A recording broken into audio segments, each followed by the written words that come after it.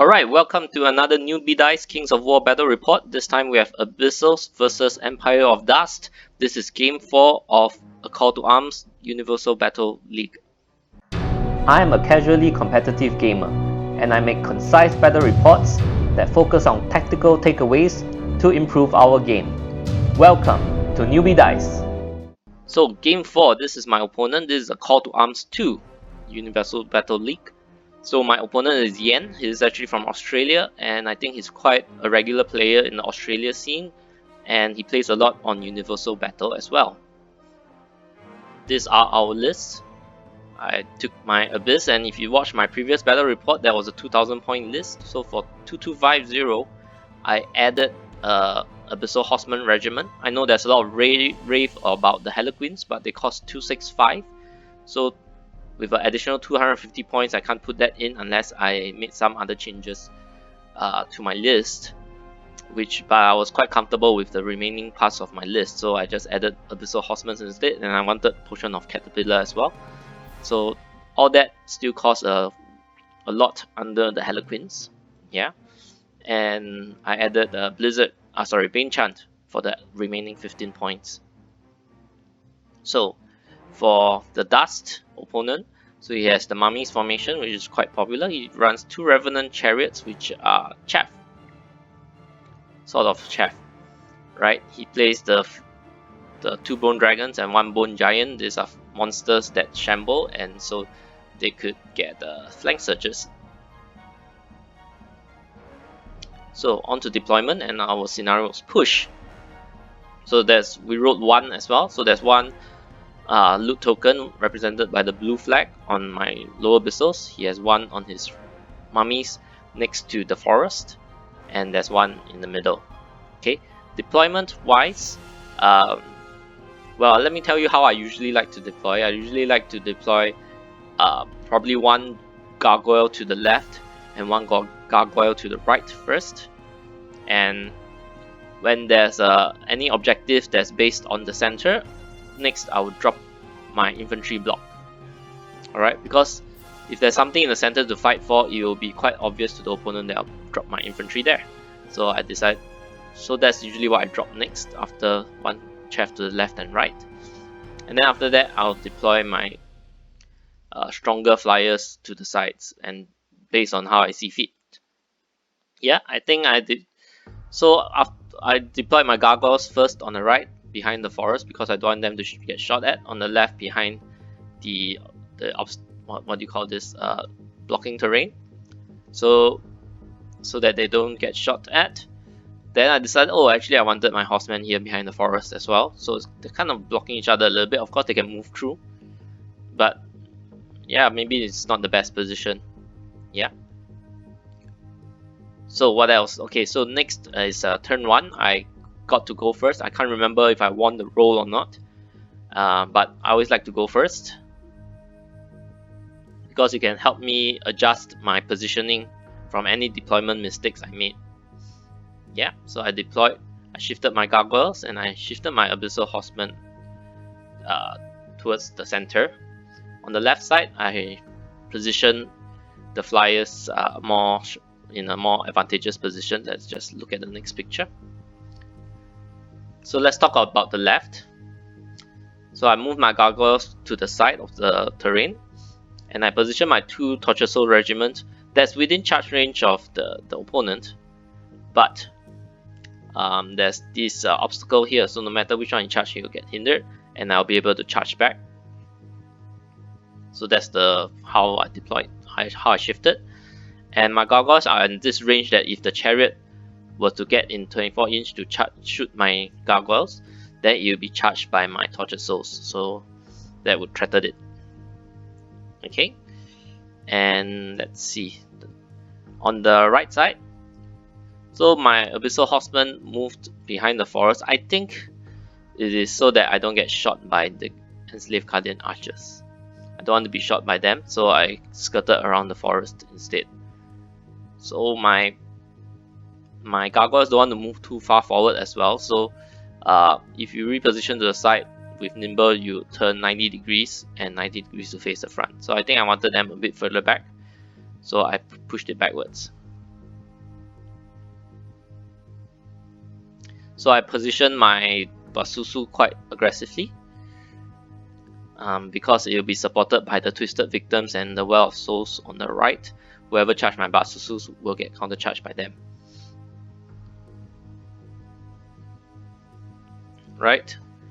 And so what my opponent did in response, the Scavengers flew over here to block line of sight for Basusu towards the Guardian Archers. Right, so I can't see the Guardian Archers to charge them. And on the left, he positioned this Chariot quite aggressively. The injured Bone Dragon, right, let's talk about shooting as well. So I only have Blizzard and Lightning Bolt. I think they both went into the Bone Dragon and total did 5 damage. So the injured Bone Dragon flew in and got healed, while the other Bone Dragon that was in the middle started to fly outwards.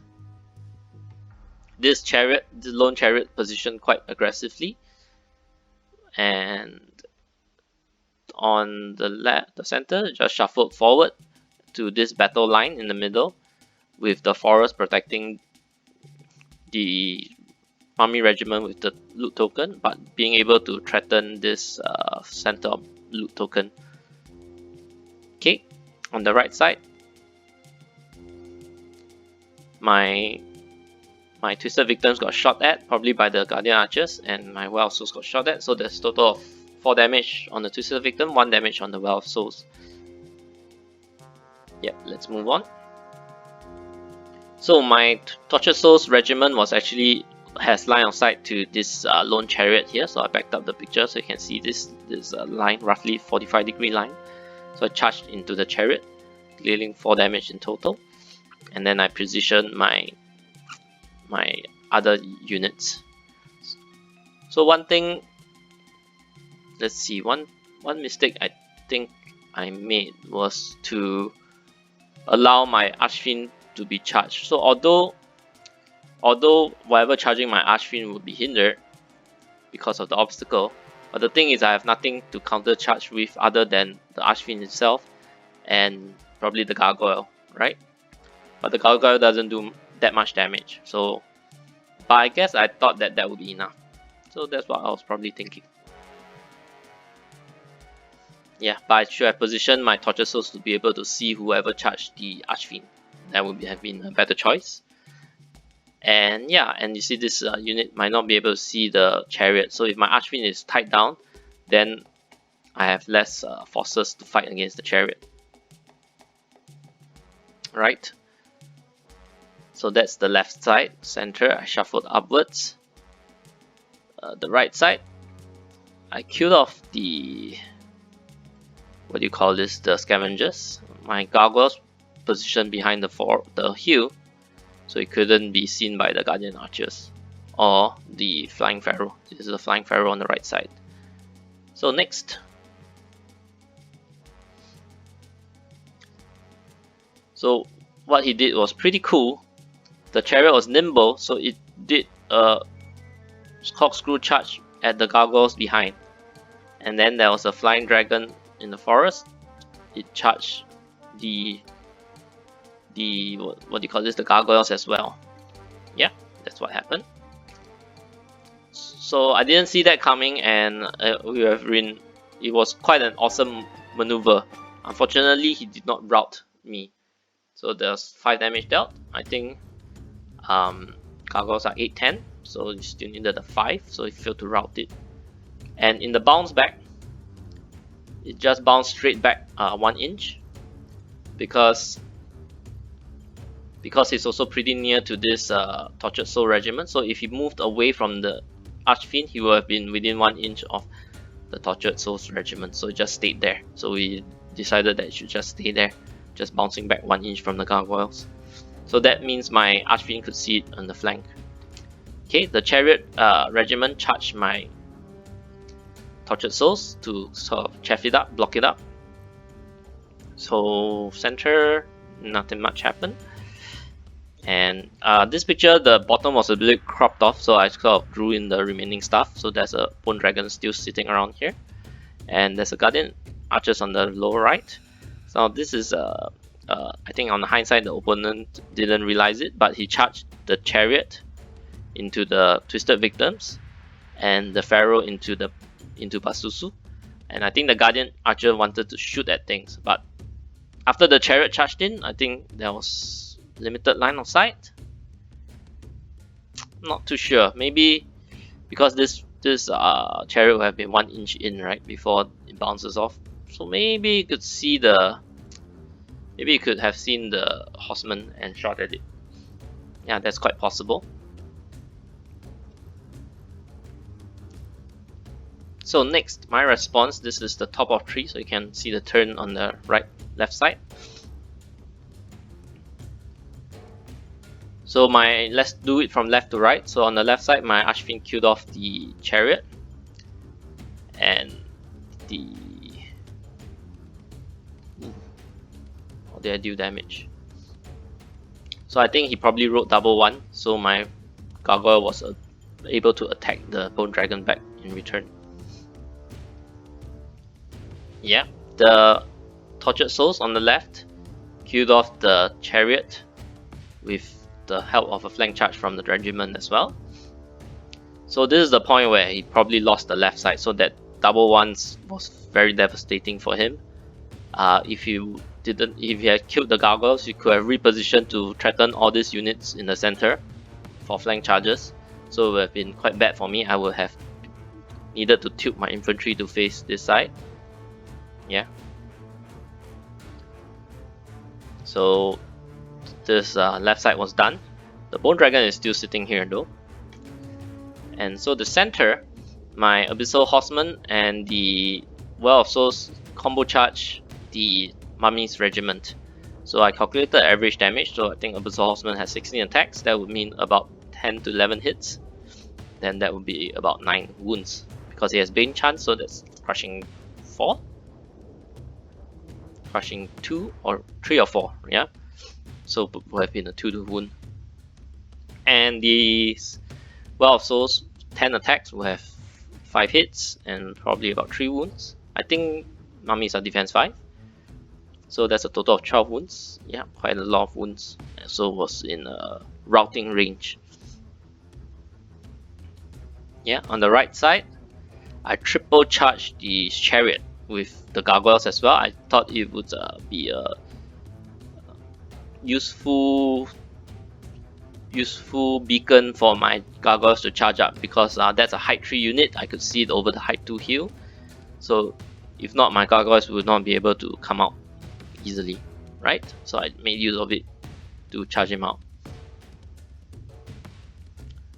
So in response, let's talk about the left side. So the bone dragon attacked again to kill off the gargoyles, and he could not reposition to evade my archfiend, so he decided to face this way so that he can face the majority of my army, and it will be a front charge for the archfiend.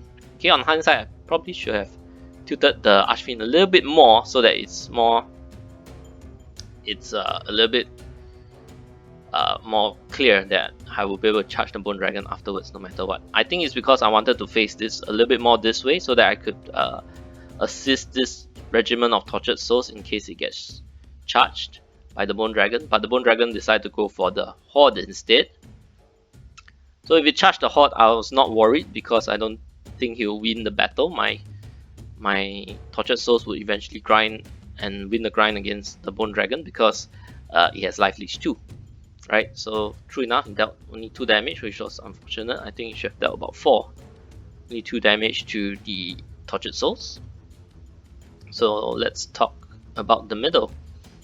So after my horseman and well of souls combo charge and reposition, it was a bit awkward because the tortured souls ended up being in front of the abyssal horseman, and so the giant charged the tortured souls, the well of souls, so it dealt 4 damage, and the skeleton archers flank charged the abyssal horseman. So I think it hits on 6, but with double attacks, it dealt 2 wounds because it took 2 earlier, probably from the guardian archers. So next, with the center right sort of tied down, the mummies turn to face more towards the left side, so it's prepared to face the threat from the center and the left side. So let's talk about the bottom. Sorry, bottom. Where they go? Bottom right. So bottom right, the Guardian Archers and the Pharaoh combo charge the Basusu and dealt 8 damage, but I only got a waiver. Yeah, 14, 16. So he needed 8 to route. So he got 8 twice to route. So he got a waiver. And I don't know if that's expected damage. Might not be. So Guardian Archers, 18. Hit on 4, so 9. Wound on 4, so about 4.5. Flying Pharaoh has about 5 attacks, so about 3 hits. Yeah, I think that's pretty much expected damage.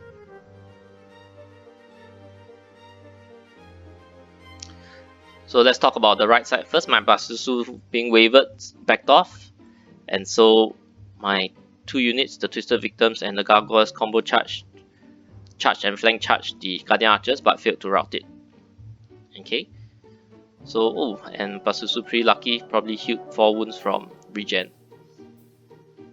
So the center, my Horseman countercharged the Skeleton Archers. The problem being because I think it couldn't see anything else anyway because of my own Well of Souls blocking the line of sight. So it countercharged the Skeleton Archers. My Well of Souls countercharged the Bone Giant with a flank assistance from the Tortured Soul regiments, but I think it got clipped the forest just ever so slightly, so it's hindered. So hitting on 5s, 18 attacks, there's only 6 hits, and crushing 1, so 3 wounds only. Yeah, so the damage was pretty close to expected. My lava charged the mummies to sort of lock it down.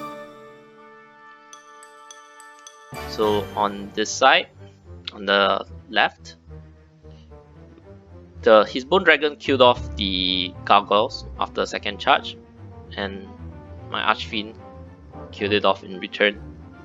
So the Tortured Souls Horde countercharged the dragon, dealing slightly above average damage. Should have been 8, 7, should be about 6 wounds, but they're 9. And Life Leech 2, healing the 2 damage that he's taken. So this left side, when he failed the double ones, was the point that when he wrote the Snake Eyes, was the point that he probably lost the left side, because that was too devastating, the 2 units being stuck there. And yeah, let's go back to the center. My lower Abyssals picked up the loot token, right? So next is Dragon charged the Tortured Souls again, this time dealing expected damage, but a little bit too late because I'm going to charge him again, and that will probably take it off. The center. Wow, so the Bone Giant flank charge the Abyssal Horseman and take it down, probably with the assistance of the Skeleton Archers. So the Horseman already took 4 damage. Alright. So on the right side, he combo charged the Twisted Victims, dealt 11 damage, but failed to take it off. Let's see. Is 11 above average? So just now we calculated that it should be about this much damage.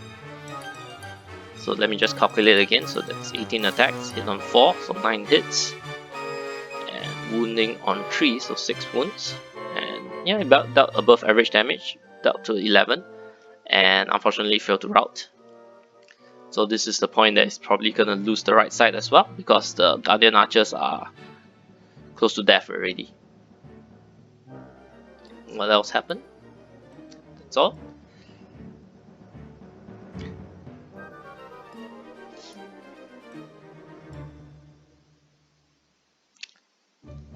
So my remaining units. First, let's talk about the right side. My 2 units took out the what's this called, the Guardian Archers, and I decided Basusu is not needed here, so it decided to fly off to start assisting the center. Okay, in the center, I took off the Mummy Regiment with triple charges. I moved the Lava back and charged with 3 units. Right, probably 1 in the flank. maybe 2 in the flank and 1 in front. Not very sure. And the Archfiend took up the loot token. On the left side, I killed off the Bone Dragon finally. This is already top of 5. So on the bottom of 5, what he did was the Bone Giant moved up and turned 90 degrees, getting a flank on the Well of Souls, but I guess not taking it out.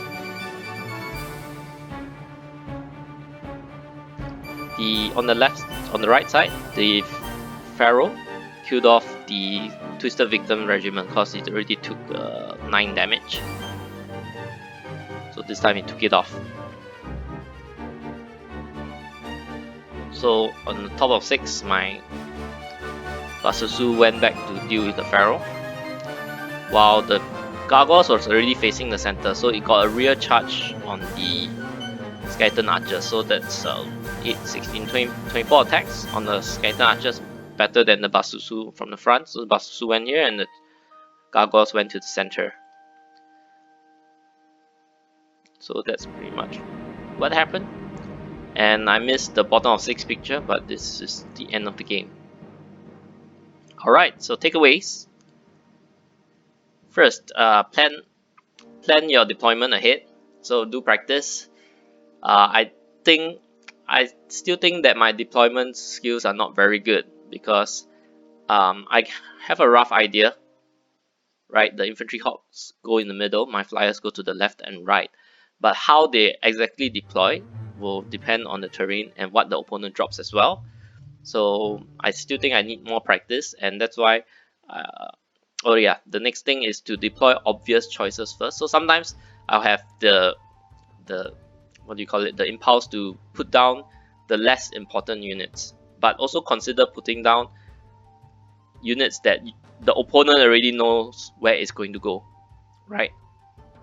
For example, when you deploy the chaff, like the lava, it's probably quite obvious that the lower abyssals will be near it, and then my warlock wants to blizzard across the board, so anywhere on the board, so it will probably be in the center.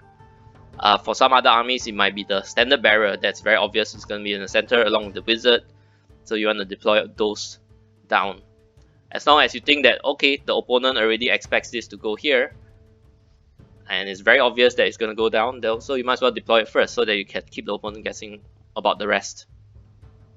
Okay, so in case your deployment was not very good, going first will really help mitigate deployment problems, because if you go second, the opponent would be able to first position advantageously, and if you already deployed disadvantageously, that's like a double whammy, right? So next, this is talking about my Gargoyle being charged by the Bone Dragon and the Chariot. So that was a mistake on my part. I should have put it further back to prevent it from being charged, or even out of line of sight, because that Chariot is height 3 and nimble, right? So you could see very far and charge very far. So don't let it become a beacon. Don't let your backline units become a beacon for charge and reposition. So what do I mean by a beacon? Because if the opponent moves on the double, if it's a flying unit moving 20, right, it could only turn 90 degrees. But if it killed the unit, charged and killed the unit, it can face any direction. So it's even more advantageous than just moving 20 and turning 90 degrees. So and on top of that, when he charged, he already could do 190 degree pivot or double pivot for a flying unit, and then he gets to reverse. So it's very advantageous for the opponent once he does this, sort of kill your units like a beacon. Alright, so if you have a scenario advantage, use it to apply pressure. So that's talking about the center there. Because of the loot in the center, I decided to keep pushing forward, and I knew the opponent would not want to back off from that loot token, so I got him where I wanted. So next, it's a little bit harder, but when we charge, we sort of calculate the expected damage and the route outcome, right? But sometimes you also have to weigh, okay, what happens if you don't route it? How bad is it going to be? And of course, against the percentage of it happening, right? So let's say you have 60% of routing it and the 40% of not routing it, right? So what's the benefit if you get the 60%? What is the consequence if you don't get it? So you get the 40% bad result. Okay, and then versus a certain points of how good it is, how bad it is. When each scenario happens, then you determine whether you want to do it and whether there's alternative courses of action. So of course, time is limited, can't think forever, but if we could practice and go through this equation in our head, it would really help a lot. Of course, double ones can happen in any combat, but that's 2.7%. But you might want to weigh, wow, if it is super devastating that you roll a double one, you'll get flank charge and you will lose the game immediately. Consider if, do I really have to do that, or is there alternative option that's still almost as good? Or yeah, so these are some things that you might think about. I don't have an exact answer to this, but this is just something to consider. Yeah, and consider after your reform the possible positioning problems that you might have. Like for my example, my Abyssal Horseman and the Well of Souls, after charging, they can't reposition very well. My Abyssal Horsemen ended up being behind my Well of Souls, unable to see anything. So consider these problems as well. So that's it. So at the end of round 4, my positioning by points is actually in 3rd place, which I was very happy about. I was very excited. I didn't have any expectations coming into this tournament, but after 4 rounds out of 5, I came in at the 3rd position, which is pretty exciting. And I got to play against opponents from US, UK, and Australia. So I was playing like all around the world, and I'm from Asia, so it's like 4 continents, right? This is a game of 4 continents of over 4 games. 1, 2, 3, 4. Yes. Okay. So stay tuned next week for my round 5. And if you like this battle report and this style of battle reports, do consider subscribing and liking this video so that you don't miss out on my future videos. Thank you for watching.